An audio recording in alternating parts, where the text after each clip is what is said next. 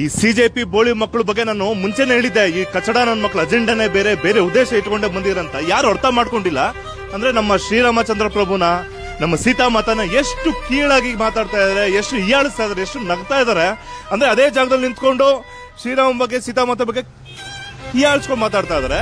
ಅದೇ ಜಾಗದಲ್ಲಿ ನಿಂತ್ಕೊಂಡು ಅದೇ ಸ್ಟೇಜ್ ಮೇಲೆ ಅಲ್ಲಾ ಬಗ್ಗೆ ಹೊಗಳ್ತಾ ಇದಾರೆ.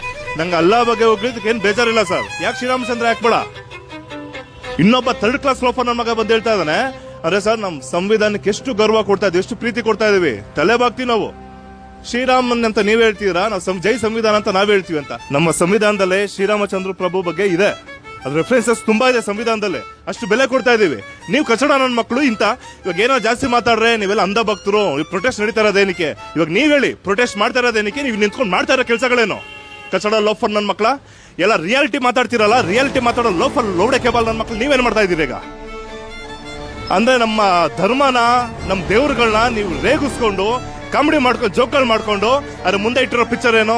ನಾವು ಸ್ಟೂಡೆಂಟ್ಸ್ಗೋಸ್ಕರ ಇದೀವಿ ಅಂತ, ಮತ್ತೆ ಅದ್ರ ಬಗ್ಗೆ ಮಾತ್ರ ಮಾತಾಡ್ಬೇಕು ಲೋಫರ್ ಕಚಡ ನನ್ನ ಮಕ್ಕಳ.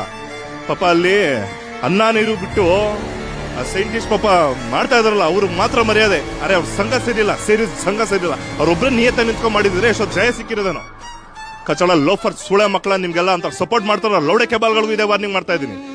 ನಮ್ಮ ದೇಶ, ನನ್ನ ಧರ್ಮದ ಬಗ್ಗೆ ಇನ್ನೊಂದ್ ಸತಿ ಕೇಳ್ದಾಗ ಮಾತಾಡ್ತಾ ಇದ್ರೆ ನಮ್ಮ ಜನಗಳು ಸುಮ್ಮನೆ ಇದ್ರಲ್ಲ, ಕಲ್ಲಲ್ಲಿ ಹೊಡ್ಸಾಯ್ಸಿ ಅಂತ ಲೋಫರ್ ನನ್ನ ಮಕ್ಕಳ.